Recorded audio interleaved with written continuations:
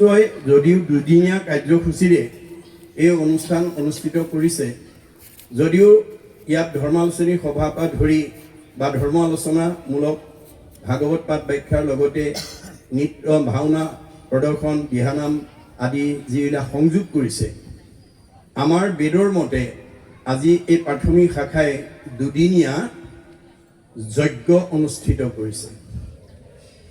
ভগৱন্তই বৈকুণ্ঠ প্ৰায়ণৰ আগতে উদ্ধৱক এই কথাটো কৈ থৈ গৈছে, মত চিত্ত দিয়া যিটো কৰৈ কৰ্ম ধৰ্ম, তাৰ নাম যজ্ঞ সখী কৈলো ইটো মৰ্ম।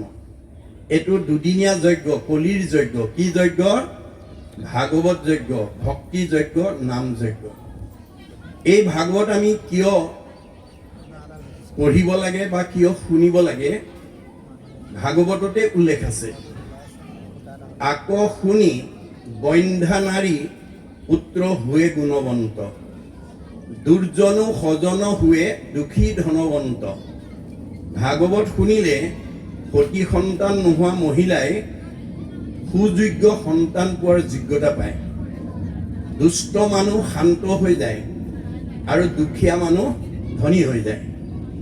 সেইকাৰণে গুৰুজনে সমস্ত জীৱশ্ৰেষ্ঠ মানুহক, কোনো জাতি জনগোষ্ঠী বা সমাজক উদ্দেশ্যি নহয়, জীৱশ্ৰেষ্ঠ মানুহক উদ্দেশ্যি তেওঁ আহ্বান কৰিছে। কি বুলি? কিন্তু আগে প্ৰথমত মহাশাস্ত্ৰ ভাগৱত শুনিওক মহাযত্ন কৰি।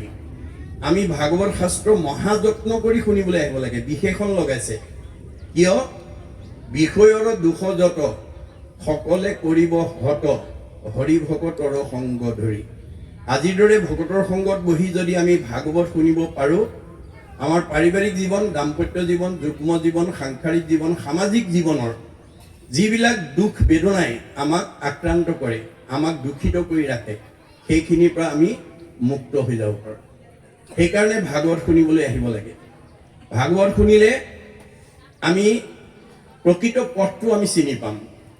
আমাক মহাপুৰুষে দেখাইছে যে আজি ইয়াত বহি থকা সকলোৱে দিনটোত এবাৰ হ'লেও আমি আইনাখন চাওঁগৈ। আমি আইনাখন কিয় চাওঁ? আমাৰ ভাগৱতত উল্লেখ আছে। মহাপুৰুষ গুৰুজনাই এই কথা কৈছে। কি বুলি? তুমি জগ জীৱ তোমাক পুজিলে, পাই আপোনাক যায়, যেন মুখ শ্ৰীক প্ৰতিবিম্ব, মুখ দেখয় দৰ্পণ চাই। আমি আইনাখন কিয়? দৰ্পণ মানে আইনাখন। আমি কিয় চাওঁ? আমাৰ চেহেৰাটো ভাল হৈ আছেনে নাই তাক জানিবৰ কাৰণে। আমি আগতকৈ বগাই হৈছোঁ নে, কলাই হৈছোঁ নে, শকতেই হৈছোঁ নে, ক্ষীণাইছোঁ নে, গালত বা মুখত কিবা স্পট পৰিছে নেকি, তাক জানিবৰ কাৰণে আমি আইনাখন চাওঁ আৰু বিকল্প ব্যৱস্থা ল'ব পাৰোঁ। আপোনালোকৰ ঘৰত আইনাখন বেছিকৈ কোনে চায়? আপোনালোকে লক্ষ্য কৰিবচোন। আপোনালোকৰ কাৰোবাৰ গৃহস্থী ঘৰত যদি ডেকা গাভৰু ল'ৰা ছোৱালী আছে, নতুনকৈ বিয়া কৰাই অনা বোৱাৰী যদি আছে, তেওঁলোকে 60-70 বছৰৰ বুঢ়া বুঢ়ীসকলতকৈ আইনাখন ঘনাই চাই থাকে। কিয়? তেওঁলোকৰ চেহেৰাটো ভাল হৈ আছেনে নাই তাক জানিবৰ কাৰণে বা চেহেৰাটো ভালকৈ ৰাখিবৰ কাৰণে তেওঁলোকে সদায় যত্নপৰ হৈ থাকে। ঠিক তেনেকৈ মহাপুৰুষ শংকৰদেৱে কৈছে যে আমাৰ ডেকা গাভৰু আৰু উঠি অহা প্ৰজন্মবিলাকে যেনেকৈ আইনাখন ঘনাই চাই থাকে, আমাৰ ভাগৱত শুনিবলৈ আমাৰ 60 বছৰৰ ওপৰৰ বুঢ়া বুঢ়ীসকলতকৈ ডেকা গাভৰু আৰু নৱদম্পতিসকল বেছিকৈ আহিব। কাৰণ আজি যিসকল ডেকা গাভৰু হৈ আছে, কালিলৈ তেওঁলোকে সংসাৰ কৰিব লাগিব। এইটো প্ৰকৃতিৰ নিয়ম। কিন্তু আমি কি কাৰণে সংসাৰ কৰিব লাগে এই কথা আজি আমাৰ বহুত উঠি অহা প্ৰজন্মই নাজানে। এয়া ঋষিমুনিৰ প্ৰশ্ন। কিম অৰ্থে বিবাহম। আমি কিয় বিয়া পাতিব লাগে?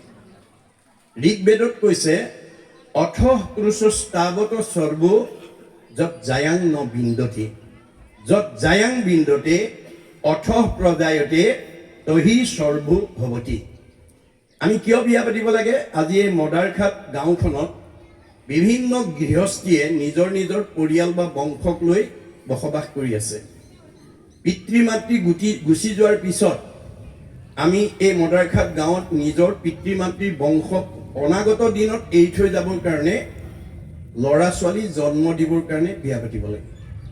কিম অৰ্থে বিবাহম পুত্ৰাৰ্থে বিবাহম পুত্ৰ কন্যা জন্ম দিবৰ কাৰণে বিয়া পাতিব লাগে কিম অৰ্থে পুত্ৰম কি কাৰণে পুত্ৰ জন্ম দিব লাগে পুন্নাম নৰকে তাৰয়তে ইতিহি পুত্ৰাহা পুন্নাম নৰকৰ পৰা পিতৃ মাতৃক উদ্ধাৰ কৰিবৰ কাৰণে পুত্ৰ কন্যা জন্ম দিব লাগে আমাৰ পিতৃ মাতৃৰ জীৱনলৈ পুন্নাম নৰক কেতিয়া আহিব আমাৰ শাস্ত্ৰত কৈছে যে 60 বছৰ পিছৰ পৰা আমাৰ পিতৃ মাতৃৰ জীৱনলৈ এটাৰ পিছত এটাকৈ পুন্নাম নৰক নামি আহিব আজি দেখা কিচকিচিয়া চুলি কেডাল 60 বছৰৰ পিছত লাহে লাহে মৰাপাতৰ দৰে বগা হ'বলৈ আৰম্ভ কৰিব বহুত দূৰলৈকে দেখা চকুযোৰ দৃষ্টিশক্তি কমি আহিব ৰিং মাৰিলেই শুনা কাণখন শ্ৰৱণ শক্তি কমি আহিব কমনীয় দেহাটো সুতুৰা সুতুৰ পৰিব টান টান বস্তু চুবা দাঁতকেইটা হুলুক ধুলুক হৈ পৰিব আৰু যাওঁ বুলিলে যাওঁ খাওঁ বুলিলে খাওঁ বোলা দেহাটো মুখৰ আগত ল'ৰা ছোৱালী বোৱাৰীয়ে এমুঠি নিদিলে খাবলৈ নোপোৱা হ'ব সেই সময়ত পিতৃ মাতৃক সেৱা শুশ্ৰূষা মৰম চেনেহ লালন পালন পিন্ধন খোৱন কৰিবৰ কাৰণে আমি পুত্ৰ কন্যা জন্ম দিব লাগে কিন্তু কোন পুত্ৰই সেইটো কৰিব আমাৰ ভাগৱতৰ 10ম স্কন্ধত কৈছে পুত্ৰেও তৰাইবে বুলি শুনি আছা শাস্ত্ৰ বৈষ্ণৱ পুত্ৰক লাগি বুলি আছে মাত্ৰ পুত্ৰই পিতৃ মাতৃক সেই সেৱা শুশ্ৰূষা কৰিব বুলি শাস্ত্ৰত কৈছে সঁচা কিন্তু বৈষ্ণৱ পুত্ৰ জন্ম দিব লাগিব অবৈষ্ণৱ পুত্ৰ যদি উপজে বংশত স্বৰ্গ হন্তে পিতৃক পেলাবে নৰকত যদি আমি কেনেবাকৈ অবৈষ্ণৱ পুত্ৰ জন্ম দিওঁ পিতৃ মাতৃ স্বৰ্গ সুখত থাকিলেও তাক এদিন নৰকলৈ নমাই আনিব আজি আপোনালোকে দেখিছে আমাৰ সমাজত বহু পিতৃ মাতৃয়ে ল'ৰা ছোৱালী পঢ়াই শুনাই মানে বহুত উচ্চ শিক্ষা দি উচ্চ পদস্থ বিষয়ত চাকৰি কৰাৰ যোগ্যতা অৰ্জন কৰি দিছে কিন্তু মদাৰঘাট গাঁৱৰ দৰে ভাগৱতৰ চৰ্চা নথকাৰ কাৰণে ভাগৱতৰ দৰ্শন নজনাৰ কাৰণে সেইসকল পুত্ৰই আজি আমালৈ সমাজলৈ কি আদৰ্শ দিছে যে আনৰটো দূৰৰ কথা নিজৰ জন্মদাতা বৃদ্ধ পিতৃ মাতৃক বৃদ্ধ বয়সত কেনেকৈ সেৱা কৰিব লাগে শুশ্ৰূষা কৰিব লাগে মৰম কৰিব লাগে লালন কৰিব লাগে পালন কৰিব লাগে তাক নাজানি বৃদ্ধাশ্ৰমলৈ খেদি পঠিয়াইছে গতিকে তেওঁলোকৰ উচ্চ শিক্ষা আৰু উচ্চ পদস্থ চাকৰি কৰাৰ সাৰ্থকতা ক'ত তেওঁলোকৰ জীৱন ধিক গতিকে আপোনালোকৰ এইখন গাঁৱত যদি ৰূপালী জয়ন্তীয়ে নহয় মই আহ্বান জনাম যে আপোনালোকৰ এই গাঁৱৰ সচেতন যিসকল উদ্যোক্তাৰ সৌজন্যত আজি এই অনুষ্ঠানটো অনুষ্ঠিত হৈছে আপোনালোকে মানে 50 বছৰত সোণালী জয়ন্তীলৈকে আগুৱাই নিম 60 বছৰত হীৰক জয়ন্তী পাতিম 75 বছৰত মহাৰজত জয়ন্তী পাতিম আৰু 100 বছৰত শতবাৰ্ষিকী পাতিম এই পৰিকল্পনাৰে যদি এই ভাগৱত শাস্ত্ৰ আপোনালোকে আলোচনা কৰি প্ৰথম স্কন্ধৰ পৰা যদি দ্বাদশ স্কন্ধ ভাগৱত শ্ৰৱণৰ সুযোগ দিব পাৰে উঠি অহা প্ৰজন্ম আৰু আপোনালোকে নিজে যদি এই সুযোগ ল'ব পাৰে তেলে এইখন গাঁৱলৈ অনাগত দিনত বৃদ্ধ পিতৃ মাতৃক বৃদ্ধাশ্ৰমলৈ খেদি পঠিওৱা জীৱ পুত্ৰ ৰূপে আহিব নোৱাৰিব শাহু বোৱাৰীৰ মাজত মনোমালিন্য ঘটা ককাই ভাইৰ মাজত মনোমালিন্য ঘটা সীমাঘৰীয়াৰ লগত মনোমালিন্য ঘটা সমাজৰ লগত মনোমালিন্য ঘটা জীৱ ইয়ালৈকে আহিব নোৱাৰিব পোহৰৰ ওচৰলৈ যেনেকৈ আন্ধাৰ আহিব নোৱাৰাটো বিজ্ঞানসন্মত সত্য য'ত ভাগৱত ভক্তি ধৰ্ম ভক্তি মানে পোহৰ ভাগৱত ধৰ্ম য'ত চৰ্চা হৈ থাকিব সেইখন গাঁৱলৈ সেইখন ঘৰলৈ কোনো বেয়া জীৱ আহিব নোৱাৰাটো তেনেকৈ সত্য গতিকে এই ভাগৱত পৰীক্ষিতে অভিশপ্ত পৰীক্ষিতে যদি প্ৰথম স্কন্ধৰ পৰা দ্বাদশ স্কন্ধ শুনাৰ পিছত যদি মুক্তি লাভ কৰে আমি কৰিম নে নকৰিম এই বিশ্বাসটো আমাক লাগিব পৰীক্ষিতক ভগৱন্তই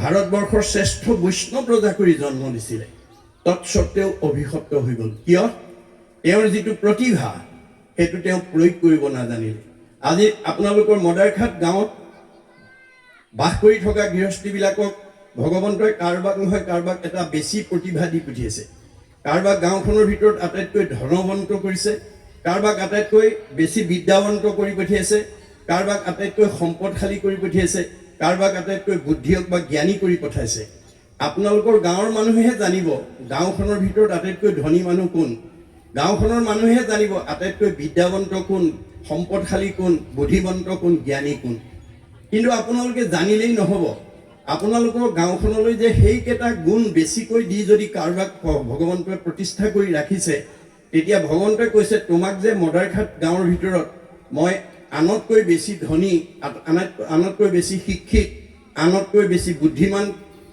আনতকৈ সম্পদশালী কৰি পঠিয়াইছোঁ, সেই প্ৰতিভাটো মোৰ কামত ব্যৱহাৰ কৰিবলৈ শিকিবা। মই মানে তৃণমূল এটা আত্মা, মই মানে পৰিয়াল, মই মানে সমাজ, মই মানে অনুষ্ঠান, মই মানে প্ৰতিষ্ঠান, মই মানে দল, মই মানে সংগঠন, মই মানে জড়জগত, মই মানে জীৱ জগত, মই মানে নিখিল জগত। অহমে বাস্যমে অগ্ৰে ন অন্যৎসদসৎ পৰম প্ৰচ্ছদ অহম যো এইতৈছ যো অৱশিষ্যতে শিষ্যই হম। আদিত মই, মধ্যত মই, শেষত ময়েই থাকিম। তুমি দেখা জগতখন মিছা, জগত মিথ্যা, ব্ৰহ্ম সত্য, ব্ৰহ্মহে সঁচা। ব্ৰহ্ম কি? জীৱ ব্ৰহ্ম এব কেৱলম, জীৱই ব্ৰহ্ম। আপোনালোকে ৰাতিপুৱা শুই উঠাৰ পৰা গধূলা খোৱালৈকে তৃণমূল এটা আত্মাক পাৰে, পৰিয়ালক পাৰে, সমাজক পাৰে, অনুষ্ঠান প্ৰতিষ্ঠান দল সংগঠনৰ কামত এই শৰীৰটো প্ৰয়োগ কৰিব। মই আপোনালোকক কৈছোঁ যে যদিও দুদিনীয়া কাৰ্যসূচীৰে ৰূপালী জয়ন্তী উদযাপন কৰিছে, আপোনালোকে এইটো দুদিনীয়া যজ্ঞ, কলিৰ যজ্ঞ অনুষ্ঠিত কৰিছে। এই দুদিনীয়া যজ্ঞটো পূৰ্ণাংগ কৰিবৰ কাৰণে যিসকল ডেকা গাভৰু বোৱাৰী জীয়াৰীকে প্ৰমুখ্য কৰি মই প্ৰথম দিনা আহি চাইছোঁ বহু ৰাতিলৈকে যুৱকবিলাকে কাম কৰি আছে। গতিকে এই যে আপোনালোকে অনুষ্ঠানটো সৰ্বাংগ সুন্দৰ কৰিবৰ কাৰণে যিসকলে কায়িক, মানসিক, বৌদ্ধিক, আৰ্থিকভাৱে ত্যাগ স্বীকাৰ কৰি এটা খোজ দিছে, তেওঁলোকৰ প্ৰতিটো খোজৰ মূল্য হ'ব পদে পদে অশ্বমেধ ফলং প্ৰাপ্নতি নিত্যৈশ্য। ভগৱানে কৈছে মোৰ কামৰ কাৰণে যদি এটা খোজ আগবঢ়াব পাৰা, তোমালোকৰ এই জন্মত মানে এটা এটা খোজত এটা এটা অশ্বমেধ যজ্ঞৰ সমান পুণ্য হ'ব। গতিকে এনেধৰণৰ অনুষ্ঠান পূৰ্ণাংগ কৰাত আজি যিসকল আহি কোনোবাই পাচলি খাৰ দি কুটি দিছে, কোনোবাই কলকুঁহিয়া কাটি দিছে, কোনোবাই চাহ বনাই ভকতৰ মুখৰ আগলৈ আনিছে, কোনোবাই মাটি নি বহাইছে ইত্যাদি বিভিন্ন কামত আপোনালোকে যিসকলে সঁহাৰি জনাইছে, সেয়া হ'ব অক্ষয় পুণ্য। যিমানে কৃষ্ণক দিয়ে সেহিকে অক্ষয়, ইহাক নিবাক একো জনে নপাৰয়। গতিকে এই দুদিনীয়ৰ কাৰ্যসূচী এইখন গাঁৱৰ সকলোৰে পুণ্য অৰ্জনৰ এটা সৌভাগ্য। গতিকে আপোনালোকে অনাগত দিনত এনেকুৱা অনুষ্ঠানলৈ কেৱল নিৰ্দিষ্ট সময়ত নাহি অকণমান আগতীয়াকৈ আহি অনুষ্ঠানটো পূৰ্ণাংগ ক্ষেত্ৰত কিবা অৰিহণা যোগাব পাৰে নেকি, কায়িক, মানসিক, বৌদ্ধিক, আৰ্থিকভাৱে, এয়া হ'ব আমাৰ অক্ষয় পুণ্য। গতিকে পৰীক্ষিতক বৈষ্ণৱ কৰি ভগৱন্তই পৃথিৱীত পঠাইছিলে, অৰ্থাৎ ভাৰতবৰ্ষত জন্ম দিছিলে। বৈষ্ণৱৰ বৈশিষ্ট্য কি? সাধুৰ সেৱা, নাম ধৰ্ম কৰিবেক সাৰ। বৈষ্ণৱ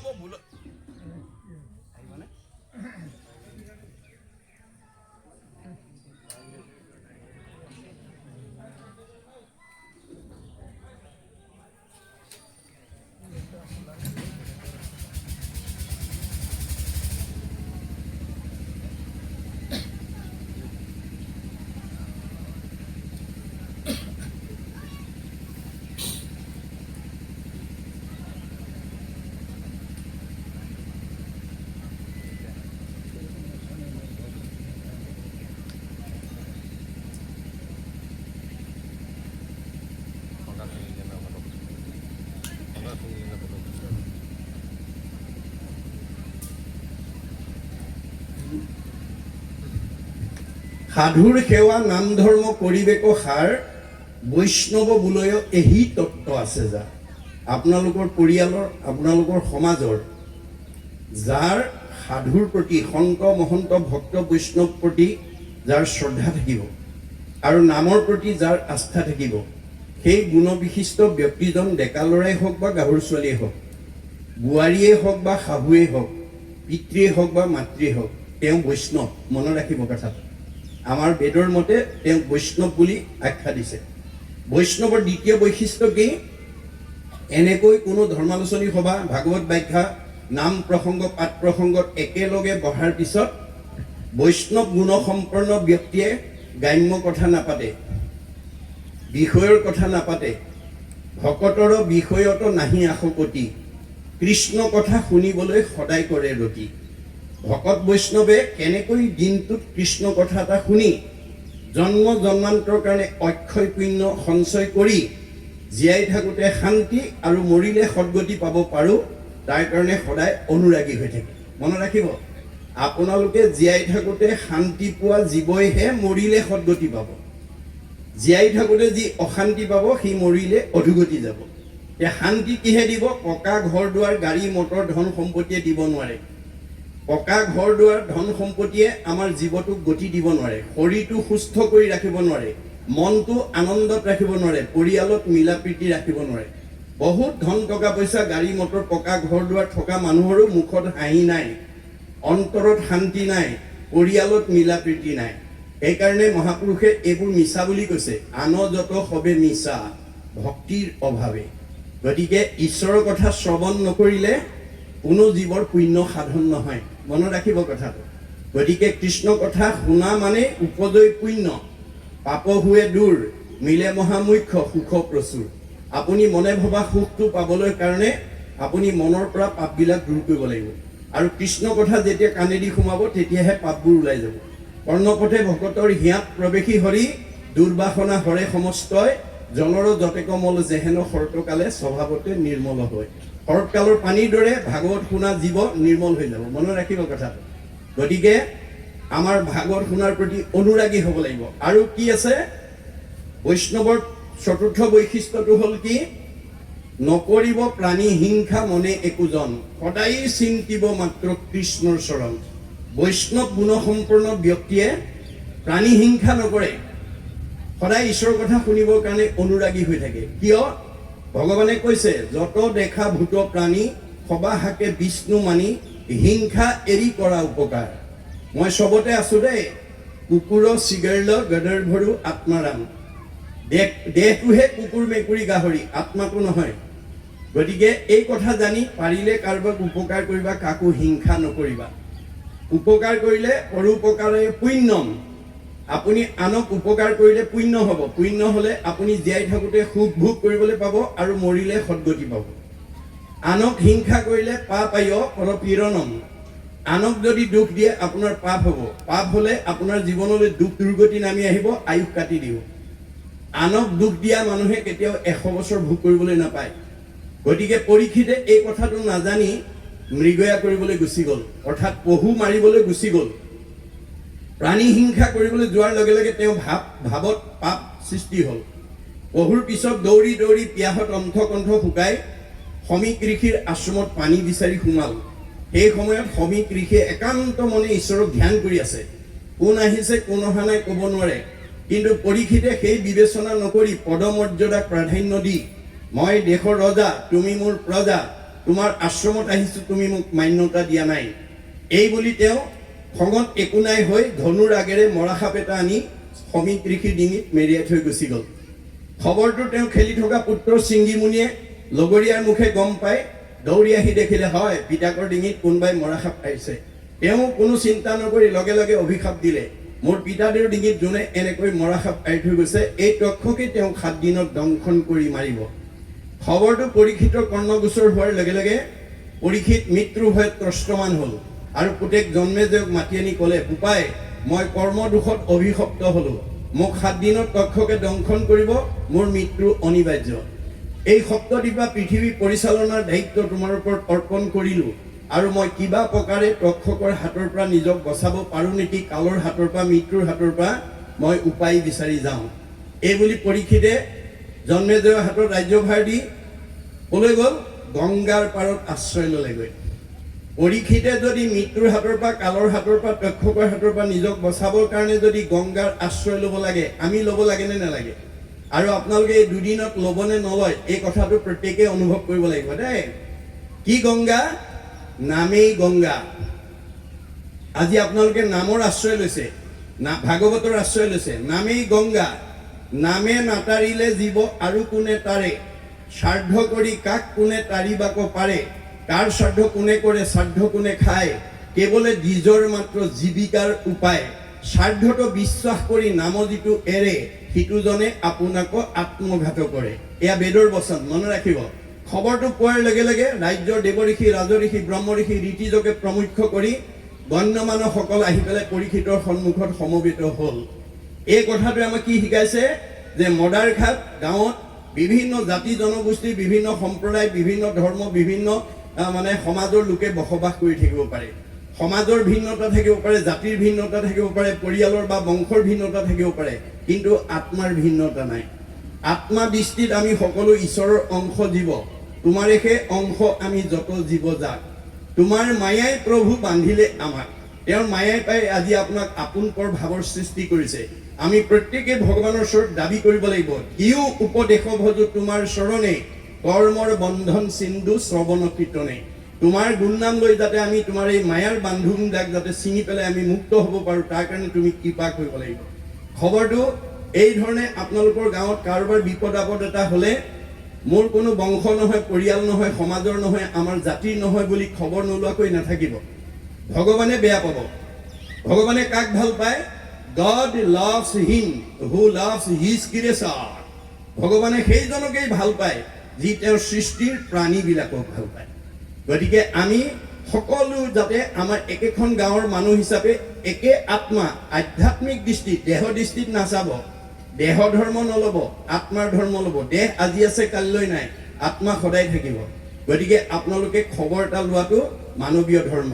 পৰীক্ষিতৰ সন্মুখত মৃত্যুৰ আগত সকলো আহি সমবেত হোৱাৰ লগে লগে সাহস পালে, প্ৰেৰণা পালে আৰু প্ৰশ্ন কৰিলে। কোৱা দেৱ ঋষি, কোৱা ৰাজ ঋষি, কোৱা ব্ৰহ্ম ঋষি, কোৱা ঋতিজ, কোৱা গণ্যমান্য সকল, কি কৰিলে মই তক্ষকৰ হাতৰ পৰা নিজক বচাব পাৰিম? ৰজাৰ প্ৰশ্ন শুনাৰ লগে লগে প্ৰত্যেকে নিজা নিজা উত্তৰ দিলে। কোনোৱে ক'লে তপ কৰা, কোনোৱে ক'লে জপ কৰা, কোনোৱে ক'লে যজ্ঞ কৰা, কোনোৱে ক'লে দান কৰা, কোনোৱে ক'লে তীৰ্থ কৰা, কোনোৱে ক'লে স্নান কৰা। নানা ঋষিৰ নানা মত। নানা ঋষিৰ নানা মতে পৰীক্ষিতৰ মৃত্যু ভয় আঁতৰ কৰিব নোৱাৰিলে। কিয়? কাৰণটো আমাৰ একাদশ স্কন্ধ ভাগৱতত ভগৱানে লিখি থৈ গৈছে গুৰু ৰূপে আহি, যে ভগৱানৰ সৃষ্টি চাৰিমুঠি জীৱৰ ভিতৰত এনেকৈ ঈশ্বৰক ধৰ্ম আচৰণ কৰি ভক্তি কৰি মুক্তি পাব পৰা জীৱ কেৱল মানুহৰ বাদে আনে নোৱাৰে। গীতাত কৈছে অসংখ্যাত জীৱ আছে, সংখ্যাৰ ভিতৰে মনুষ্যকে ভজে আনে ভজিতে নপাৰে। ভগৱানক ভজি পেলাই মুক্তি পাব পৰা শক্তি মানুহৰ বাদে আনৰ নাই। এতিয়া আমি জীৱশ্ৰেষ্ঠ মানুহ হিচাপে আমি কেনেকৈ ভগৱানক ভজিলে, কেনেকৈ ধৰ্ম আচৰণ কৰিলে আমি এই মায়ামন সংসাৰখনৰ পৰা মুক্তি লাভ কৰিব পাৰিম, সেই সম্পৰ্কে ভগৱানে নিজৰ মুখেদি কৈ গৈছে। আন ধৰ্ম ঋষিৰ মুখে কৰাইলা বেকত, কহিলা আপোন মুখে নিজৰ ধৰ্ম যত। আন ধৰ্মবিলাক ঋষিবিলাকৰ মুখেদি কোৱা কাৰণে নানা ঋষিৰ নানা মতে পৰীক্ষিতৰ মৃত্যু ভয় কৰি আঁতৰ কৰিব নোৱাৰিলে। অৱশেষত তেওঁ নিজৰ মুখেৰে যিটো ধৰ্ম ক'লে সেইটোৱে হৈছে ভাগৱত ধৰ্ম, ভক্তি ধৰ্ম আৰু নাম ধৰ্ম। আজি আপোনালোকে যিটো আমি আলোচনা কৰিম, এই ধৰ্মটো ভগৱানৰ নিজৰ মুখেদি কৈ গৈছে। গতিকে অৱশেষত শুকদেৱে আহি মৃত্যুমুখী পৰীক্ষিত, 7 দিন সময় আছে। পৰীক্ষিতৰ যদি 7 দিন আছে, আপোনাৰ মোৰ কেইদিন আছে? আমাৰো 7 দিনে আছে। মনত ৰাখিব কথাটো।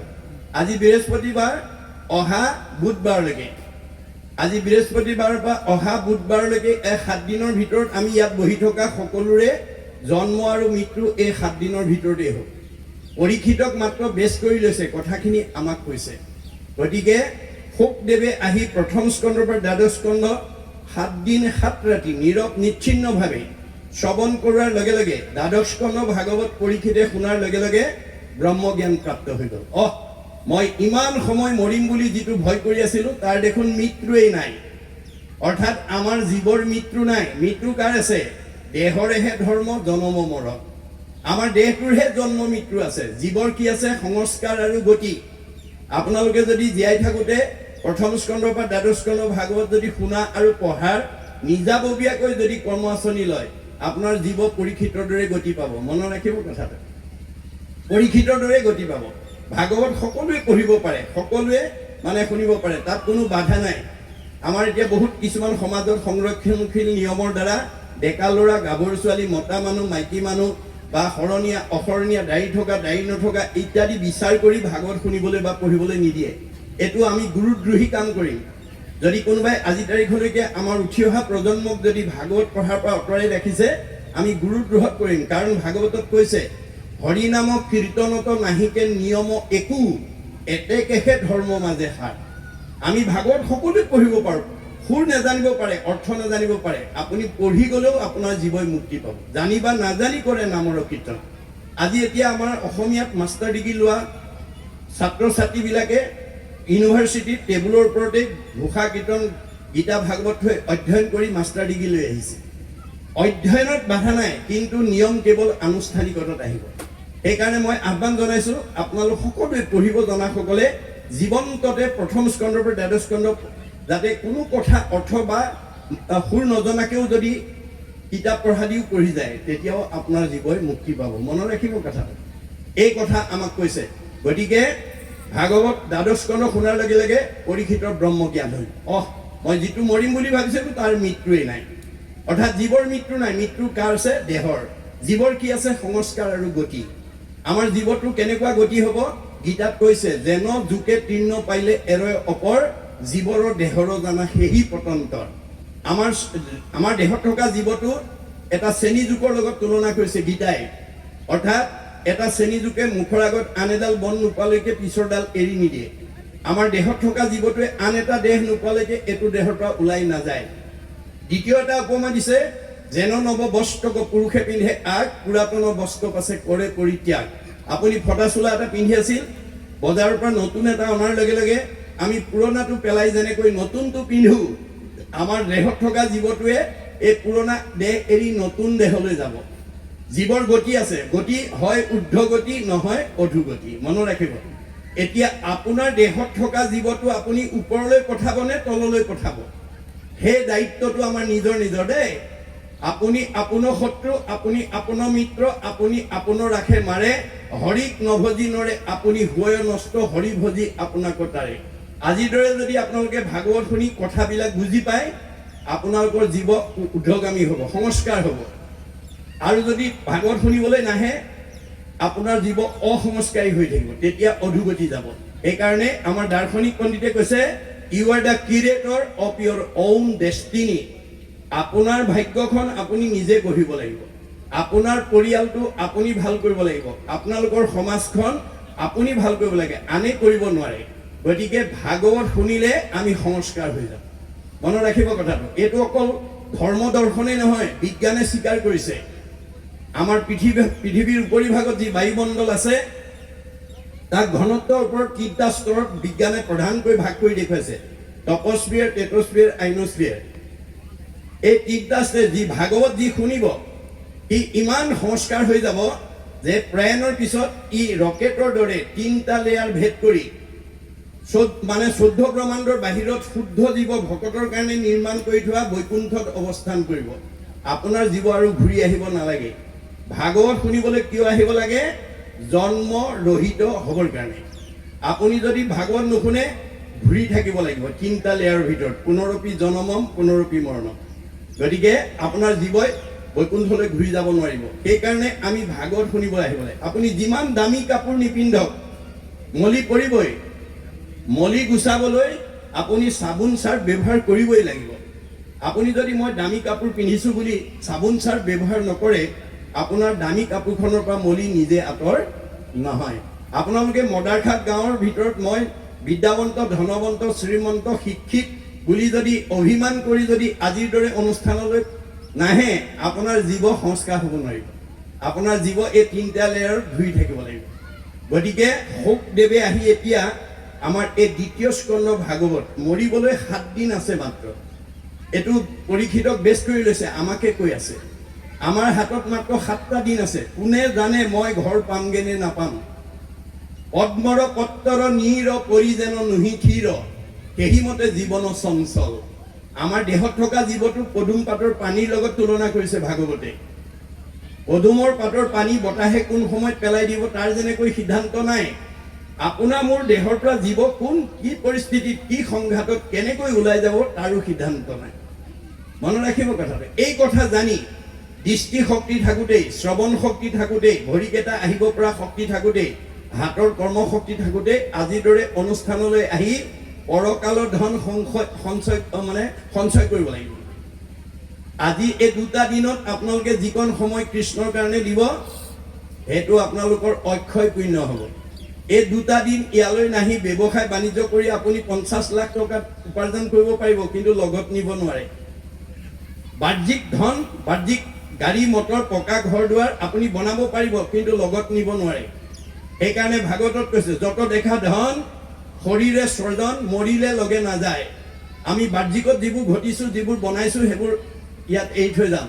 লগত যাব এই 2 দিনৰ ধনটো। পৰকালৰ ধন মাধৱৰ নাম তাক লোৱা গলে বান্ধি হয়তো এটিক্ষণে এৰা আল জাল পাছে মৰি বাহা কান্দি। আপোনাৰ এই দুদিনৰ ঘটি লোৱা ধন পৰকালৰ কাৰণে যদি আপুনি সঞ্চয় নকৰে, আপোনাৰ জীৱটোৱে কান্দিব লাগিব, পিছৰ কাললৈ গৈ কান্দিব লাগিব। জীৱৰ মৃত্যু নাই, কৰ্মফল অনুসৰি ঘূৰি থাকিব, প্ৰাৰব্ধ আৰব্ধ অনাৰব্ধ।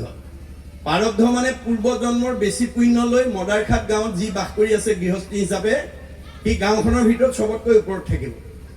মধ্যম পুণ্য লৈ এহাজন মধ্যমত থাকিব, আৰু কম পুণ্য লৈ এহাজন কমত থাকিব। আপোনাৰ পুণ্যৰ অনুপাতেহে আপোনাক ভগৱানে অৱস্থান কৰিব, এক বিন্দু ইফাল সিফাল কৰিব নোৱাৰে। সেইকাৰণে আমি আজিৰ দৰে অনুষ্ঠানলৈ আহি যাতে ইহকাল পৰকালৰ ধন আমি যাতে সঞ্চয় কৰিব পাৰোঁ। আপোনালোকে যিমান ভাগৱত শুনিব সিমান পুণ্য হ'ব। আজি আপোনালোক যিসকলে ঘৰৰ পৰা ওলাই আহিছে শুনিবৰ কাৰণে, আপোনালোকক যদি বাটত কোনোবা বন্ধু বান্ধৱ বা ভকতে লগ পাই যদি আপোনালোকৰ লগত কথা পাতিছে, দৰ্শন কৰিছে, তেতিয়া সেইজনৰ গা নুধুলেও হয় বুলি বেদে কৈছে। বৈষ্ণৱালয় সমীপ স্থান বিষ্ণু সেৱাৰ্থে গতান চান্দা লান পতিতান পৃষ্ঠা ন স্নান মাছৰে। আমাৰ ঈশ্বৰৰ কথা শুনিবলৈ অহা নামঘৰৰ কাষত বাস কৰা মানুহক দৰ্শন আৰু পৰ্শন হলে ইমান পুণ্য হয়, গা নুধুলেও হয়। মনত ৰাখিব কথাটো। এইটো কথা আমাক বিদুৰে উদ্ধৱক উদ্দেশ্যি কৈছিল, যেতিয়া কৃষ্ণক বৈকুণ্ঠলৈ পঠিয়াই খৰমজোৰ মূৰত লৈ কান্দি কান্দি যেতিয়া আহি আছিল, যমুনা নদীৰ পাৰতে দুইজনৰ দেখা সাক্ষাৎ হৈছিলে। দেখা পায়ে উদ্ধৱৰ বিষণ্ণ মন দেখি বিদুৰে বুজি পাইছিল যে কৃষ্ণ আৰু পৃথিৱীত নাই, আৰু কৈছে যে তুমি পৰম ভাগ্যৱান, তুমি কৃষ্ণ প্ৰয়াণৰ সময়ত দৰ্শন পৰ্শন সংলাপ কৰিলা, কিন্তু মই দুৰ্ভগীয়া, মই সেই সুবিধা নাপালো। কিন্তু ঈশ্বৰে মোক এটা সুবিধা দিলে, তুমি যিহেতু কৃষ্ণক দৰ্শন পৰ্শন সংলাপ কৰি আহিছা, তোমাক চুলেও মই সমান পুণ্যৰ ভাগী হওঁ। কৃষ্ণ পদ পৰশীয়া আশী আছা বাপ, তোক চুই হওঁ মই পৰম নিষ্পাপ। ঐ বন্ধু উদ্ধৱ সাৱতি ধৰ মোক, শুনি দশ গুণে উধাই উদ্ধৱৰ অসুখ। সেইদিনা তেতিয়াহে উদ্ধৱে বুজি পাইছে যে কৃষ্ণ কথা শুনা আৰু কোৱাজনক চুলে চালেও আনৰ পুণ্য হয়। এইটো বিজ্ঞানসন্মত, মনত ৰাখিব। খৰখজুতি হোৱা মানুহ, সংক্ৰামক ৰোগী হোৱা মানুহক যদি কোনোবাই সাৱটি ধৰে, তেওঁ পিন্ধা কাপোৰ যদি পিন্ধে, তেওঁ শোৱা বিচনাত যদি শুৱে, আনৰ গালৈ সংক্ৰামক ৰোগটো সংক্ৰমিত হয়। কিয়? তেওঁ পিন্ধা কাপোৰ, শোৱা বিচনাত তেওঁৰ ৰোগৰ অনুৰেণু লাগি থাকে। আৰু সুস্থ মানুহে তাত আহি বহিলে বা শুলে বা তেওঁ পিন্ধা কাপোৰ পিন্ধিলে তেওঁৰ গালৈ ৰোগটো সংক্ৰমিত হয়। এইটো যেনেকৈ বিজ্ঞানসন্মত সত্য। এজন সন্ত মহন্ত ভক্ত বৈষ্ণৱৰ পিন্ধা কাপোৰ, শোৱা বিচনাটো সদ্গুণৰ অনুৰেণু লাগি থাকে। গতিকে সেইকাৰণে উদ্ধৱে কৈছিল, মই কৃষ্ণৰ চাৰ বস্ত্ৰ পিন্ধো, অৰ্থাৎ কৃষ্ণ পিন্ধি এৰা বস্ত্ৰ উদ্ধৱে পিন্ধো বুলি কৈছে। কৃষ্ণ সৰ্বগুণাকৰ, তেওঁ পিন্ধা বস্ত্ৰটো সদ্গুণৰ অনুৰেণু লাগি থাকে। এই তথ্যবিলাক আমাক ভাগৱতে দি আছে।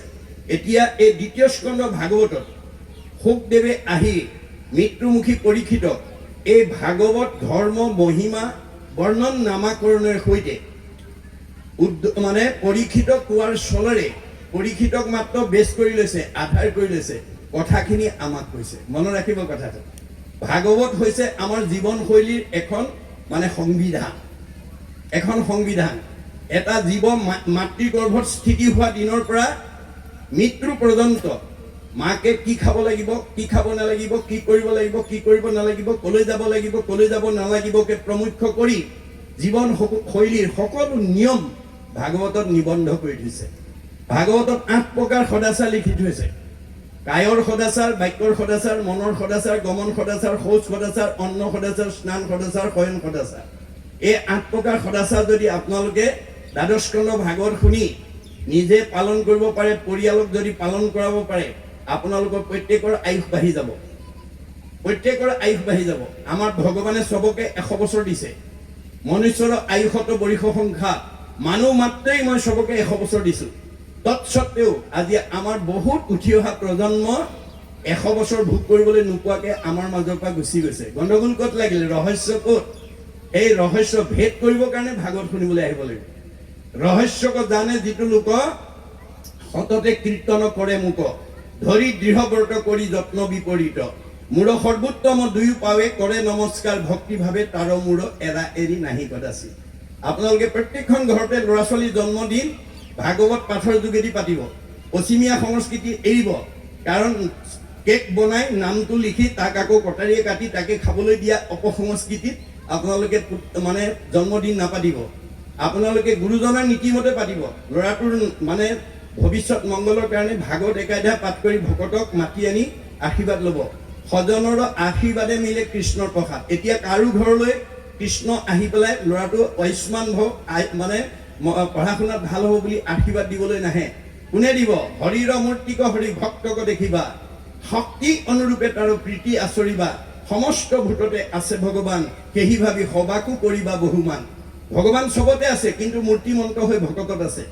ভকত বৈষ্ণৱ আলহী অতিথি আপুনি পালে বহুৱাই লৈ ল'ৰাটোক মাতি আনি সেৱা এটা কৰিব। প্ৰভু, অংকত দুৰ্বলতা ল'ৰাটোৰ, ছোৱালীজনী ইংৰাজীত দুৰ্বলতা, আপুনিহে জানিব। সচেতন মাক বাপেকে জানিব তেওঁৰ স্কুললৈ পঠিওৱা ল'ৰা ছোৱালীকেইটা কোন বিষয়ত দুৰ্বলতা আছে।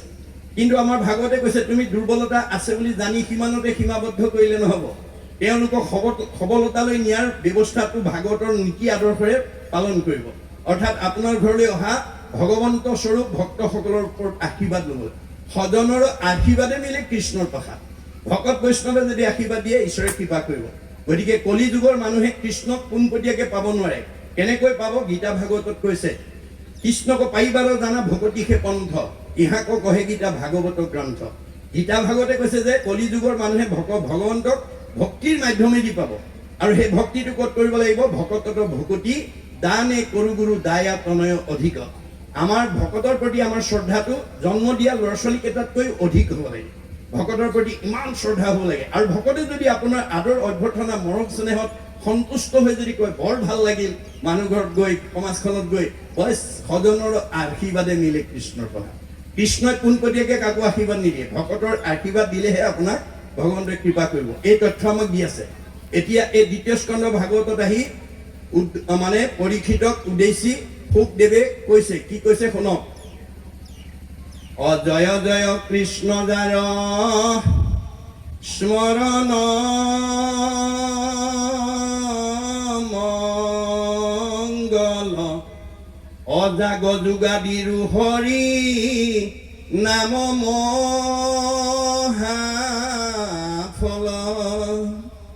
অহেনয় পৰমানন্দ মাধৱ কনিতে, সুমৰিও নৰ নিৰন্তৰে কচিতে। শুকে পৰীক্ষিতক কোৱাৰ চলে আমাক কৈছে। অৰ্থাৎ মহাপুৰুষ শংকৰদেৱে কৃষ্ণই শংকৰৰূপে আহি এই ভাগৱত ব্যাকৃত সংস্কৃত ভাগৱত অসমীয়ালৈ তৰ্জমা কৰি সকলোৱে বুজি পোৱাকৈ প্ৰাঞ্জল ভাষাৰে লিখি থৈ পেলাই গৈছে। আৰু ভাগৱতৰ মাজেদি তেওঁ কোনো জাতি জনগোষ্ঠী সংঘ অনাসংঘ বামুণীয়া কীৰ্তনীয়া সত্ৰ সমাজক উদ্দেশ্যি নহয়, বিশ্বৰ জীৱশ্ৰেষ্ঠ মানুহক উদ্দেশ্যি শংকৰদেৱে ভাগৱত ধৰ্মৰ মাজেদি আহ্বান জনাইছে। কি বুলি? উবা নৰলোক হৰি ভজি উক, ধৰা ইটো উপদেশ, এৰা আলজাল জীৱা কটকাল জৰা ভৈল পৰবেশ। হেৰা জীৱশ্ৰেষ্ঠ মানুহ চাই থাকোঁতেই বাল্য, চাই থাকোঁতে যুৱা, চাই থাকোঁতে বৃদ্ধ, চাই থাকোঁতে জৰা, চাই থাকোঁতে মৃত্যু তোমাৰ আগতে হৈ আছে, হৈ থাকিব। গতিকে সময় থাকোঁতে ঈশ্বৰক ভজনা কৰা। কোনো যদিও শ্ৰীমন্ত শংকৰদেৱ অসম মাতৃৰ বুকুত আৱিৰ্ভাৱ হৈছিলে, তেওঁ অসমৰ বা ভাৰতৰ বা কোনো জাতি জনগোষ্ঠী বা সমাজক উদ্দেশ্যি এই আহ্বান কৰা নাছিল। তেওঁ বিশ্বৰ জীৱশ্ৰেষ্ঠ মানুহক উদ্দেশ্যি এই আহ্বান জনাইছিল। যিটো আহ্বানৰ ওপৰত অধ্যয়ন কৰি মহাত্মা গান্ধীয়ে, মহামানৱ মহাত্মা গান্ধীয়ে মন্তব্য কৰি থৈ গৈছিল। কি বুলি? What Shankardev was alone able to do, nowadays the whole army of the English knowing people cannot do. বিশ্বত এতিয়ালৈকে যিমানবিলাক গুৰু আৱিৰ্ভাৱ হ'ল, শংকৰদেৱে বিশ্ব মানৱৰ কাৰণে যিমান অমূল্য অৱদান দি থৈ গৈছে, কোনো গুৰুৱে সিমান অৱদান দিব পৰা নাই। আৰু সেইজন গুৰু অসম মাতৃৰ বুকুত আৱিৰ্ভাৱ হোৱাৰ কাৰণে অসমবাসীক তেওঁ ভূয়সী প্ৰশংসা কৰি থৈ গৈছে। কি বুলি? Assamese indeed fortunate, for Shankardev has 5 centuries back given to Assamese people an ideal which is also my ideal of Ram Rajya. মই যিখন ৰাম ৰাজ্য অসমত প্ৰতিষ্ঠা কৰাৰ মানস কৰি আহিছিলোঁ, শংকৰদেৱে 500 বছৰৰ পূৰ্বতে সেই ৰাম ৰাজ্য অসমত প্ৰতিষ্ঠা কৰি থৈ গৈছে। অসমবাসী সঁচাকৈয়ে ভাগ্যৱান। কিন্তু আজি আমি অসমৰ মানুহে গুৰুজনাৰ দৰ্শন আজিৰ দৰে পৰিপাটিকৈ আলোচনা নকৰাৰ কাৰণে আমাৰ মাজতে বিভাজন হৈ আছে। একেখন গাঁৱৰ মাজতে কেইবাটা খেল বা কেইবাখনো সমাজ থাকিব লগা হৈছে। এয়া আমাৰ কাৰণে দুৰ্ভাগ্য। গতিকে শংকৰদেৱে সকলোকে মিলাই এটা জাতি এখন সমাজ গঢ়ি থৈ গৈছিল। আপোনালোকে সকলোৱে জানে যে শংকৰদেৱৰ আবিৰ্ভাৱৰ আগতে আমাৰ এই অসমক কি বুলি কৈছিল? প্ৰাক শংকৰী যুগক কি বুলি কৈছিল? অন্ধকাৰ যুগ বুলি কৈছিল। যিটো সময়ত অসমৰ মানুহে ধৰ্মৰ নামত মানুহ বলি দিবলৈ কুণ্ঠাবোধ কৰা নাছিল, তেনে এটা সন্ধিক্ষণত শংকৰদেৱ এই অসম মাতৃৰ বুকুত আবিৰ্ভাৱ হৈ অসমৰ চাৰিওফালে ঘূৰি চাই দেখিলে অসমত বিভিন্ন জাতি জনগোষ্ঠীৰ মানুহে বাসস্থান। এই সকলোবিলাক ঈশ্বৰৰ অমৃতৰ সন্তান। এই আধ্যাত্মিক জ্ঞানটো যদি মই অসমবাসীৰ মাজত দি থৈ যাব নোৱাৰো, অনাগত দিনত এওঁলোকে একতাৰ দোলেৰে বান্ধ খাব নোৱাৰিব আৰু সমন্বয়ৰ সেতু বান্ধিব নোৱাৰিব। সেইকাৰণে অন্ধকাৰ অসমক পোহৰলৈ আনিবৰ কাৰণে তেওঁ প্ৰথম সমাজ সংস্কাৰৰ পথটোকে হাতত তুলি লৈছিল। কেনেকৈ? আমাৰ ভাগৱতত উল্লেখ আছে, কিৰাত কছাৰী খাচী গাৰু মিৰি যবন কংক গোৱাল ধুবাজে তোৰুক অসম মূলোক কুবাচ মেল চান্দাল আনো সব পাপী কৃষ্ণ সেৱ কৰ সংগত পবিত্ৰ হয় হৰিত একান্তে ভকতি কৰিয়া বৈকুণ্ঠে সুখে চলায়। এই মদাৰঘাটৰ দুদিনীয়া কাৰ্যসূচীত ইয়াৰ অঞ্চলৰ সকলো জাতি জনগোষ্ঠীৰ মানুহে আহি ঈশ্বৰৰ কথা শুনি পেলাই বৈকুণ্ঠৰ পথ প্ৰশস্ত, ইয়াত কোনো বাধা নাই। সেইকাৰণে তেওঁ সকলো জাতি জনগোষ্ঠীৰ পৰা ভকতসকলক সংস্কাৰ কৰি লৈ আহিছিল। কেনেকৈ? এক শৰণ হৰিনাম ধৰ্মৰ যোগেদি সাহিত্য সংস্কৃতি গীত নৃত্য অভিনয়ৰ মাজেদি তেওঁ সমাজসকলক সকলো জাতিৰ পৰা সংস্কাৰ লৈ আহিছিল। কেনেকৈ? ভগৱন্তৰ হাজাৰটা নামৰ পৰা এটা এটা নাম দি সংস্কাৰ কৰি আনিছিল, আনি সমাজৰ লগত পৰিচয় কৰি দিছিল। কি বুলি? হেৰা সমাজৰ লোকসকল, এয়া মই তোমালোকৰ মাজলৈকে আজি গাৰুৰ ভকত আনিছো দেই। এওঁলোকক আজিৰ পৰা তোমালোকে গাৰু বুলি নিন্দা নকৰিবা। এওঁ ঈশ্বৰৰ অমৃতৰ সন্তান, এওঁক আজিৰ পৰা তোমালোকে গোবিন্দ আতৈ বুলিবা। এয়া মই নগাৰ ভকত আনিছো, এওঁক আজিৰ পৰা তোমালোকে নৰোত্তম আতৈ বুলিবা। এয়া মই যবনৰ ভকত আনিছো, এওঁক আজিৰ পৰা তোমালোকে জয় হৰি আতৈ বুলিবা। এয়া মই কাৰ্বিৰ ভকত আনিছো, এওঁক আজিৰ পৰা তোমালোকে ভোলাই আতৈ বুলিবা। এয়া মই জয়ন্তীয়াৰ ভকত আনিছো, এওঁক আজিৰ পৰা তোমালোকে মাধৱ আতৈ বুলিবা।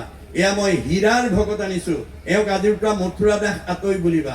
এয়া মই আহোমৰ ভকত আনিছো, এওঁক আজিৰ পৰা তোমালোকে নৰহৰি আতৈ বুলিবা। এয়া মই কছাৰীৰ ভকত আনিছো, এওঁক আজিৰ পৰা তোমালোকে বলাই ৰমাই বুলিবা। এয়া মই মিচিঙৰ ভকত আনিছো, এওঁক আজিৰ পৰা তোমালোকে পৰমানন্দ আতৈ বুলিবা। এয়া মই দেউৰীৰ ভকত আনিছো, এওঁক আজিৰ পৰা তোমালোকে বৈকুণ্ঠ আতৈ বুলিবা। এয়া মই কৈবৰ্তৰ ভকত আনিছো, এওঁক আজিৰ পৰা পূৰ্ণানন্দ আতৈ বুলিবা।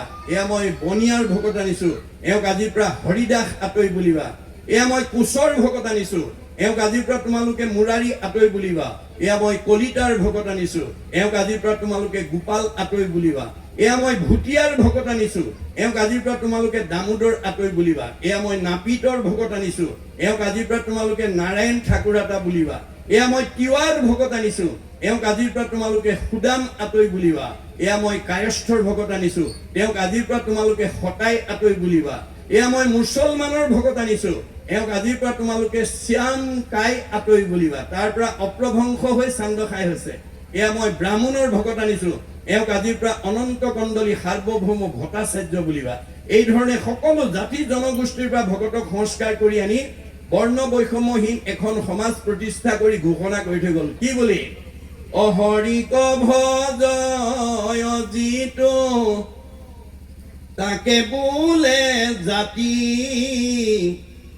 কৃষ্ণত বিমুখ যিটো সেহিহে অজাতি। আমাৰ মানুহক দুটা ভাগত ভাগ কৰিছে, জাতি আৰু অজাতি। ঈশ্বৰক ভজিলে জাতি আৰু ঈশ্বৰক নভজিলে অজাতি। আৰু চৈতন্যপন্থীয়েও কৈছে, মুচিও শুচি হয় যদি হৰিক ভজে, শুচিও মুচি হয় যদি হৰিক তেজে। মাধৱদেৱে ঘোষাত লিখি থৈ গৈছে, ৰাম বুলি তৰে মহা মহা অন্ত জাতি, যিটো নাম নলৱে হীনতো হীন আতি।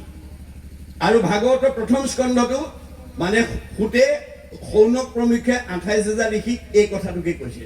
আপোনালোকে জানে কৃষ্ণ বৈকুণ্ঠ প্ৰয়াণ হোৱাৰ লগে লগে পৃথিৱীলৈ কলি আহিল বুলি জানি শৌনক প্ৰমুখ্যে 28,000 ঋষিয়ে কলিক খেদাবৰ কাৰণে, কলি পাপৰ পৰা নিজক মুক্ত কৰিবৰ কাৰণে যজ্ঞ আৰম্ভ কৰিলে। এদিন দুদিন নহয়, হাজাৰ হাজাৰ বছৰ, হাজাৰ হাজাৰ বছৰ যজ্ঞ আৰম্ভ কৰি যজ্ঞৰ ধোঁৱাৰে গা ধোঁৱা বৰণীয়া হৈ গ'ল, কিন্তু কলিক খেদিব নোৱাৰিলে। অৱশেষত উপায়ন্তৰ হৈ সেই সময়লৈকে নিজ জাতি বুলি ঋষি সমাজত বহিবলৈ নিদি বহুত আঁতৰত, বহুত যোজন আঁতৰত বহিবলৈ দিয়া সুতক আমন্ত্ৰণ কৰি আনি শৌনকে গুৰু আসনত বহুৱাই আহ্বান জনালে। কি বুলি? শৌনক বদতি শুনা সুত মহামানী, পৰম পাতকী কলি পাইলে হেন জানি, আৰম্ভিলো যজ্ঞ আশী সহস্ৰ বছৰ, ধূম ধূৰ্মে ধূৰ্ম বৰ্ণ ভৈলে কলে বৰ। এই সুত আমি কৃষ্ণ বৈকুণ্ঠ প্ৰয়াণৰ লগে লগে পৃথিৱীলৈ কলি আহিল বুলি জানি আমি হাজাৰ হাজাৰ বছৰ যজ্ঞ কৰি যজ্ঞৰ ধোঁৱাৰে গা ধোঁৱা বৰণীয়া হৈ গ'ল, কিন্তু একো ফল নাপালো। সম্প্ৰতি তুমি সি চিন্তি উপমহাহিত, কৰাই পানৱ কৃষ্ণ চৰিত্ৰ অমৃত। এতিয়া তুমি কৃপা কৰি আমাক কৃষ্ণৰ অমৃতময় কথা শুনাই আমাক উদ্ধাৰ কৰা, নহলে আৰু গত্যন্তৰ নাই। শৌনক প্ৰমুখ্যে বেদজ্ঞ শাস্ত্ৰজ্ঞ টিকালজ্ঞ ঋষি সমস্তৰ আহ্বান শুনি সুতে কি মন্তব্য দিলে? অকিনো মহাভাগে তোমাষাৰ আগে, কহিবু কৃষ্ণৰ লীলা, মাধৱৰ কথা সৈমকে পুছিলা, অমুক জীৱদান দিলা। হে ঋষি সমস্ত, তোমালোকে আজি মোক কৃষ্ণৰ কথা কবলৈ কৈ মোক জীয়া মানুহ কৰি তুলিলা। মই এই মুহূৰ্তলৈকে মৰা মানুহ হৈ আছিলো, আজি তোমালোকৰ কথা মতে কৃষ্ণ কথা কবলৈ পাই মই জীৱন্ত হৈ গলো। কিয়নো কৃষ্ণৰ কথাটো মোৰ মহালাভ আছে, কৃষ্ণৰ কীৰ্তনে জাতি অজাতি নাছে। বছ দুটা ভাগ দেই। ভাগৱতে আমাক জীৱশ্ৰেষ্ঠ মানুহক দুটা ভাগত ভগাই দেখুৱাইছে। গতিকে এতিয়া 28,000 বেদজ্ঞ ঋষিয়ে যদি কলিত যজ্ঞ কৰি বিফল হল, আমি সফল হম নেকি? এই কথা আমি আজি প্ৰত্যেকে উপলব্ধি কৰিব লাগিব। সেইকাৰণে আমাৰ যিকোনো কামৰ প্ৰাৰম্ভণিতে আমি সদায় ভগৱন্তক চিন্তা কৰি কৰ্মবিলাক কৰিব লাগে। আপোনালোকৰ ৰাতিপুৱা শুই উঠাৰ পৰা গধূলা খোৱালৈকে, জন্মৰ পৰা মৃত্যুলৈকে আপোনালোকৰ ঘৰৰ পৰিয়াল কৰবালৈ নহয় কৰবালৈ যাত্ৰা কৰি যাব, কিবা নহয় কিবা এটা কাম আপোনালোকে ৰাতিপুৱা শুই উঠাৰ পৰা গধূলা খোৱালৈকে কৰিব। আপোনালোকৰ পৰিয়ালৰ যিকোনো সদস্য বা যিকোনো লোকে যাত্ৰা কৰি যোৱাৰ অন্তৰালত কি থাকে? আমাৰ এটা লক্ষ্য বা উদ্দেশ্য থাকে।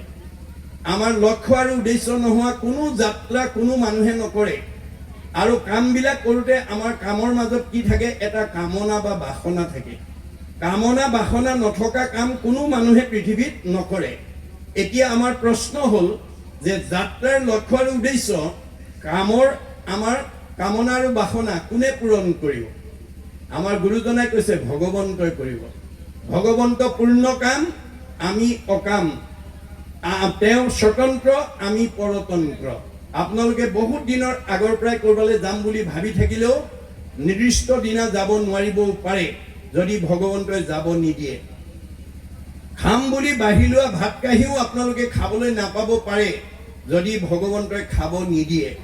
হোম বুলি পাৰি লোৱা বিচনাখনতো শুবলৈ নাপাব পাৰে যদি ভগৱন্তই শুব নিদিয়ে। ভগৱন্ত স্বতন্ত্ৰ, আমি পৰতন্ত্ৰ। তেওঁ পূৰ্ণ কাম, আমি অকাম।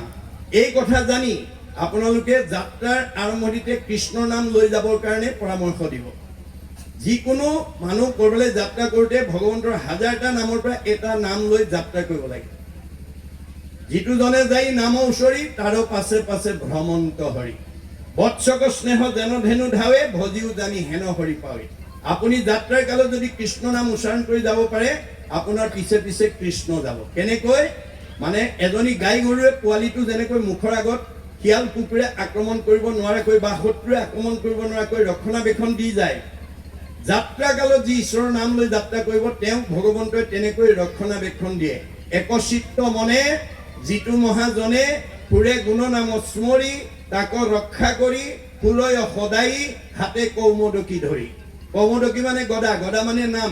শংখ চক্ৰ গদা পদ্ম গুৰু দেও নাম ভকত মনত ৰাখিব গদা হৈছে নামৰ প্ৰতীক গতিকে আমি নাম লৈ যাতে ঈশ্বৰৰ নাম লৈ যাতে যাত্ৰা কৰিব পাৰোঁ তাৰ কাৰণে আপোনালোক সকলোৱে সজাগ হ'ব লাগিব আৰু কৰ্মটো কৰোঁতে মই কৰিছোঁ বুলি নকৰিব যত ধৰ্ম কৰ্ম কৰা কৃষ্ণত অৰ্পণ তেবে অপ্ৰয়াসে সিজিবেক প্ৰয়োজন এতিয়াহে আপোনাৰ প্ৰয়োজনটো ভগৱানে সিদ্ধ কৰি দিব আপুনি পৰতন্ত্ৰ তেওঁহে স্বতন্ত্ৰ আপুনি অকাম তেওঁ পূৰ্ণকাম আপোনাৰ মনৰ কাম ভগৱন্তই পূৰণ কৰিব আপুনি কৰিছোঁ বুলি যদি যিকোনো কাম কৰে আপোনাৰ অৱস্থা যশোদাৰ দৰে হ'ব দধি ভাণ্ড ভঙাৰ কাৰণে যশোদাই কৃষ্ণক ধৰি আনি ৰাজভঁৰালৰ জৰিৰে বান্ধিছে দুআঙুলে নাতে আকৌ যোৰা দি বান্ধে আকৌ দুআঙুলে নাতে তাৰমানে আমাক কি দেখুৱাইছে যে যশোদাই যেতিয়ালৈকে মোৰ পুত্ৰক বান্ধিছোঁ মই বান্ধিছোঁ এই মই মোৰ ভাৱনাৰে যি সময়লৈকে বান্ধিম বুলি ভাবিছিলে সেই সময়লৈকে দুআঙুলে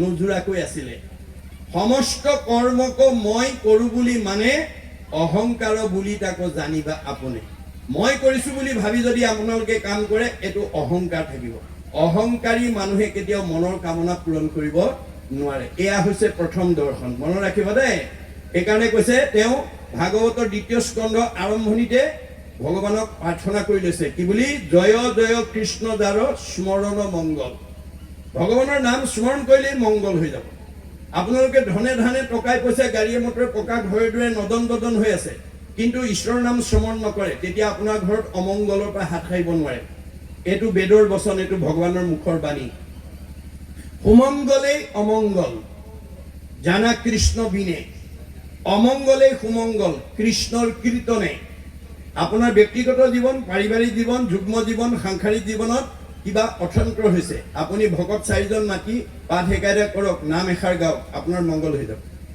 ভগৱন্তৰ নাম বিনে ধন টকা পইচা গাড়ী মটৰ পকা ঘৰ দৰে আমাৰ অমংগলৰ পৰা মুক্ত কৰিব নোৱাৰে সেইকাৰণে কৈছে যে জয় জয় কৃষ্ণ যাৰ স্মৰণ মংগল জাগ যোগাদিৰো হৰি নাম মহাফল আগৰ কেইটা যুগত যাগ যজ্ঞ পূজা কৰি যিটো ফল পাইছিলে কলি যুগৰ মানুহে নাম ল'লে সেই ফলৰ অধিকাৰী হয় বুলি কৈছে যত ফলং সৰ্বতীৰ্থেষু সৰ্বযজ্ঞেষু কীৰ্তিতম তৎ ফলম কৌটি গুণম পুণ্যম ৰাম নাম এবলৈভূতি আমাৰ যুগ ধৰ্ম ভগৱন্তই যুগে যুগে অৱতাৰ হৈ দেখুৱাই থৈ গৈছে সত্য যুগত হৰি অৱতাৰ হৈ সমস্ত জীৱশ্ৰেষ্ঠ মানুহসকলে হে জীৱশ্ৰেষ্ঠ মানুহ তোমালোকে এই মায়াময় সংসাৰৰ পৰা উদ্ধাৰ হ'বলৈ হ'লে তোমালোকে সকলোৱে ঈশ্বৰক ধ্যান কৰিব লাগিব আৰু ধ্যানৰ অন্তত ভগৱানৰ 10টা নাম ল'লে ধ্যানটো পূৰ্ণাংগ কৰি তোমালোকে মুক্তি পাব পাৰিবা সেইকাৰণে সত্য যুগৰ সকলো মানুহে ধ্যান কৰিছিল ধ্যানৰ অন্তত ভগৱানৰ 10টা নাম লৈছিল বুলি মাধৱদেৱে নাম মালিকাত লিখি থৈ গৈছে সত্য যুগে যোগী সবে কৰিয়া সমাধি যেনমতে পাৱে ফল কৃষ্ণক আৰাধি তাহাঁতো কৃষ্ণৰ 10 নাম যদি লয় সমাধিৰ ফল যোগী তেবেহে পাৱে অকল ধ্যানতেই সিদ্ধি হোৱা নাছিল ভগৱন্তৰ 10টা নাম ল'লেহে ধ্যানটো পূৰ্ণাংগ হৈছিল দুটা নিয়মত তেওঁলোকে ধৰ্ম কৰিছিল ধ্যান আগ নাম পাছ ত্ৰেতা যুগত ৰাম অৱতাৰ হৈ জগতবাসীক ক'লে হে জীৱশ্ৰেষ্ঠ মানুহ তোমালোকে প্ৰত্যেকেই বহুত নীতি নিয়মৰ মাজেদি ঈশ্বৰত যজ্ঞ কৰিবা আৰু যজ্ঞৰ অন্তত ভগৱানৰ নাম 8টা নাম ল'লে যজ্ঞ পূৰ্ণাংগ কৰি তোমালোকে মুক্তি লাভ কৰিব পাৰিবা আৰু সেইকাৰণে ত্ৰেতা যুগৰ সব মানুহে যজ্ঞ কৰিছিল আৰু যজ্ঞৰ অন্তত ভগৱানৰ 8টা নাম লৈ মুক্তি লাভ কৰিছিল মাধৱদেৱে নাম মালিকাত সেই কথাটো আমাৰ সকলোৱে জ্ঞাতাৰ্থে লিখি থৈ গৈছে কি বুলি নিয়মে সংযমে চিত্ত সাৱধান কৰি ত্ৰেতা যুগে নানাভাৱে যজ্ঞ যদি হৰি মাধৱৰ অষ্টগোটা নামক উচ্চৰে তেবেহে যজ্ঞৰ ফল পাৱে জানা নৰে যজ্ঞতে সিদ্ধি হোৱা নাছিল আকৌ 8টা নাম লৈছিল দুটা নিয়ম ত্ৰেতা যুগত যজ্ঞ আগ নাম পাছ মনত ৰাখিব দাপৰ যুগত কৃষ্ণ অৱতাৰ হৈ জগতৰ জীৱশ্ৰেষ্ঠ মানুহসকলে হে জীৱশ্ৰেষ্ঠ মানুহ তোমালোকে নানান তন্ত্ৰ মন্ত্ৰৰে ঈশ্বৰক পূজা কৰিবা আৰু পূজাৰ অন্তত ভগৱানৰ 12টা নাম ল'লে পূজা পূৰ্ণাংগ কৰি তোমালোকে মুক্তি লাভ কৰিব পাৰিবা সেইকাৰণে দাপৰ যুগৰ সব মানুহে পূজা কৰিছিল আৰু পূজাৰ অন্তত ভগৱানৰ 12টা নাম লৈ মুক্তি লাভ কৰিছিল আৰু মাধৱদেৱে সেই কথাটো আমাৰ সকলোৰে জ্ঞাতাৰ্থে নাম মালিকাত লিখি থৈ গৈছে।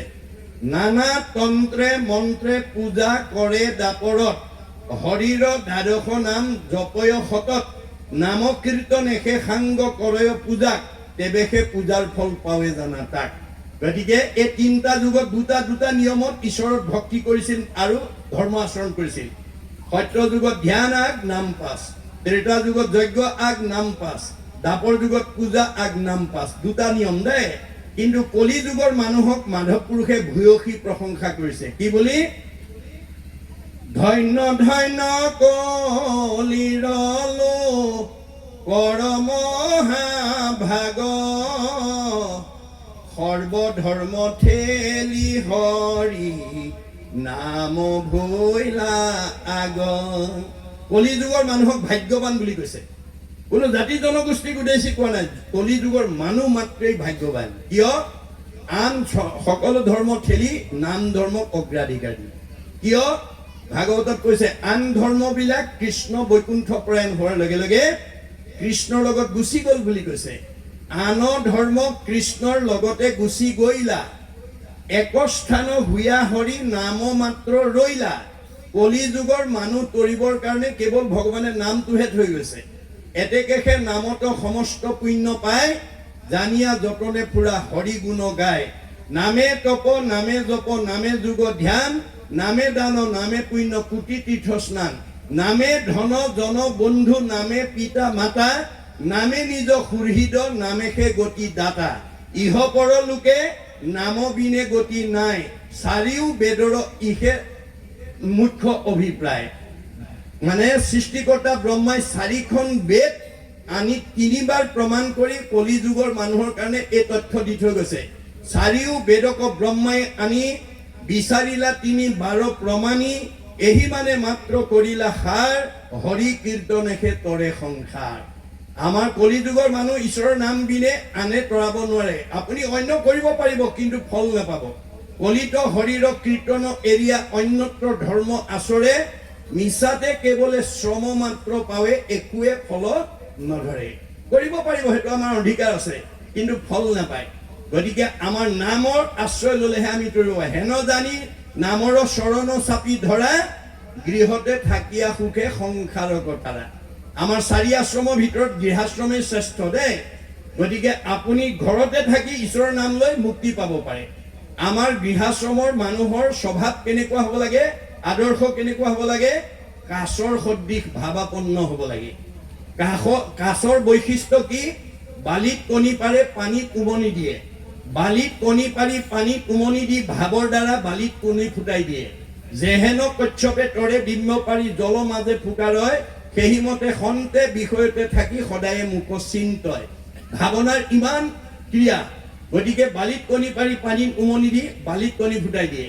আপোনালোকৰ ঘৰৰ মুখৰ আগেদি যদি কোনোবা ভকত বৈষ্ণৱ যায়, আপুনি বাৰাণ্ডাৰ পৰা যদি কয় কৃষ্ণ বাপজন গৈছে, এই বুলি তেওঁ থকা ঠাইলৈ, তেওঁ ক'ত থাকে? সমস্ত ভূতৰে মই আছো হৃদয়ত। তেওঁ থকা ঠাইলৈ হাত দুখন আনি যদি কৃষ্ণ বাপজন গৈছে বুলি ক'ব পাৰে, ভাগৱতে কৈছে বিষ্ণু বৈষ্ণৱক দেখি কৰৈ নমস্কাৰ, হৰৈ কোটি জনমৰ পাতক তাহাৰ। আপোনাৰ সেই ভাৱনাত ইমান মানে মাহাত্য আছে। আপুনি ভকত বৈষ্ণৱক যদি সেৱা এটা কৰিব পাৰে, আপোনাৰ সকলো পাপ বিনাশ হৈ যাব। গতিকে এয়া নামৰ মহিমা। আমাৰ গৃহস্থী ধৰ্মত আমি কেনেকৈ থাকিব লাগে? পদুম ফুলৰ দৰে থাকিব লাগে। পদুম ফুলৰ বৈশিষ্ট্য কি? বোকা পানীতেই জন্ম, কিন্তু বোকা পানীয়ে পদুম ফুলক লিপ্ত কৰি ৰাখিব নোৱাৰে। বোকা পানীৰ পৰা সদায় পদুম ফুল নিৰ্লিপ্ত হৈ থাকে। আমাৰ গৃহস্থী ধৰ্মতে আপুনি থাকক। ভগৱানে দিয়া ধন টকা পইচা গাড়ী মটৰ পকা ঘৰ দুৱাৰ পুত্ৰ ভাৰ্যা নাতি পুতিৰ মাজতে থাকক, কিন্তু সেইবিলাকক লগত নিব নোৱাৰা মায়া মোহে যাতে আপোনাক ভক্তিৰ পথৰ পৰা আঁতৰাই ৰাখিব নোৱাৰে, তাৰ প্ৰতি গুৰুত্ব দিয়ক। ব্ৰহ্মণা ধ্যায় কৰ্মাণি সংগং ত্যক্তে কৰোতি যশ, লিপ্ততে নশ পাশুন পদ্ম পত্ৰম মিম্মম ভাস। পদুম ফুল যেনেকৈ বোকা পানীত সৃষ্টি হৈও বোকা পানীৰ পৰা সদায় নিৰ্লিপ্ত হৈ থাকে, সন্ত মহন্ত ভক্ত বৈষ্ণৱ সাধুসকল গৃহাশ্ৰমতে থাকি ঘৰতে ঈশ্বৰৰ নাম লৈ মুক্তি পাব পাৰে। এয়া হৈছে সাৰ্বজনীন সনাতন ধৰ্ম আদৰ্শ। মনত ৰাখিব, আপুনি আন ধৰ্ম কৰিব পাৰিব, কিন্তু হিংসা থাকিব। আন ধৰ্মবিলাকত হিংসা থাকে। সেইকাৰণে ভাগৱতত কৈছে কৰৈ নানা হিংসা ধৰ্ম নানা দেৱ পূজৈ পুণ্য ক্ষয় ভৈলে দুনাই নৰকত মজৈ। আপুনি কলিযুগৰ মানুহ হৈ নানান দেৱতা পূজা কৰিব পাৰিব, কিন্তু তাত বলি বিধান থাকিব, প্ৰাণী হিংসা থাকিব। হাঁহ পাৰ ছাগলী বলি দি আপুনি ধৰ্ম আচৰণ কৰি পুণ্য অৰ্জন কৰিব পাৰিব, কিন্তু সেই পুণ্য লৈ আমাৰ জীৱটো স্বৰ্গলৈকেহে যাব পাৰিব, স্বৰ্গতকৈ আৰু ওপৰলৈ যাব নোৱাৰে। স্বৰ্গত পুণ্যবিলাক খাই শেষ হোৱাৰ পিছত আকৌ দেৱতাসকলে ধাক্কা মাৰি পঠাই দিব, যা আকৌ পুণ্য গোটাই আন, আকৌ ঘূৰি আহিব লাগিব। ভাগৱতে কৈছে কৰৈ নানা হিংসা ধৰ্ম নানা দেৱ পূজৈ পুণ্য ক্ষয় ভৈলে দুনাই নৰকত মজৈ। আকৌ নৰকলৈ নামি আহিব লাগিব। আমাৰ শংকৰদেৱে কৈছে যিটো ধৰ্ম আচৰণ কৰিলে আমি আকৌ নৰকলৈ নামি আহিব লাগে, সেইটো ধৰ্ম মই তোমালোকক দিয়া নাই। মই যিটো ধৰ্ম দিছো সেইটো ধৰ্ম আচৰণ কৰিলে তোমালোকে 7টা ষ্টেপ পাৰ হৈ নিজ ঘৰখন ঘূৰাই পাবাগে। আমি কোনখন ঘৰৰ পৰা আহিছো? পৰম ব্ৰহ্মৰ পৰা আহিছো, পৰম ব্ৰহ্মৰ অংশ জীৱ। আজি আপোনালোকে প্ৰত্যেকেই নিজৰ নিজৰ ঘৰৰ পৰা ওলাই আহিছে। লক্ষ্য কি বাৰু? যে আমাৰ আজি ভাগৱত ব্যাখ্যা শেষ হলে আমি আকৌ খাই বৈ নিৰ্দিষ্ট সময়ত ঘৰলৈ ঘূৰি আহিম। কোনোবাই একেবাৰে থাকিম বুলি আহিছে নেকি বাৰু? নাই অহা। আমি ঘৰৰ পৰা ওলাই আহোঁতেই আমি আকৌ নিজৰ ঘৰখনলৈ ঘূৰি যোৱাৰ লক্ষ্য লৈ আহিছো। এইটো যেনেকৈ সঁচা কথা, আমাৰ এইখন ঘৰলৈ যিটো জীৱ আহিছে, এখন এখন ঘৰ বুলি কৈছে দেই। উদ্ধৱক কৈছে মহুৰ সেৱাৰ যোগ্য মনুষ্য শৰীৰ ইহাকে বুলিয় গৃহ জানা মহাবীৰ। এইখন এখন ঘৰ, এইখন ঘৰলৈ যিটো জীৱ আহিছে ক'ৰ পৰা আহিছে? পৰম ব্ৰহ্মৰ পৰা। আকৌ পৰম ব্ৰহ্মৰ ওচৰলৈ ঘূৰি যোৱাৰ লক্ষ্য লৈ আহিছে। এই লক্ষ্যত উপনীত হৈ বাট চিনি পোৱা ঘৰখন পাবৰ কাৰণে আমাৰ জীৱটোৱে কিমান বাট অতিক্ৰম কৰি আহিছে? আমাৰ বেদত কৈছে বিংশতি লক্ষণম স্থাৱৰম। আমি প্ৰত্যেকে 20 লক্ষ বাৰ বিভিন্ন প্ৰজাতিৰ গছ গছনি হৈ আহিছো। নৱলক্ষম জলজ, 9 লক্ষ বাৰ আমি বিভিন্ন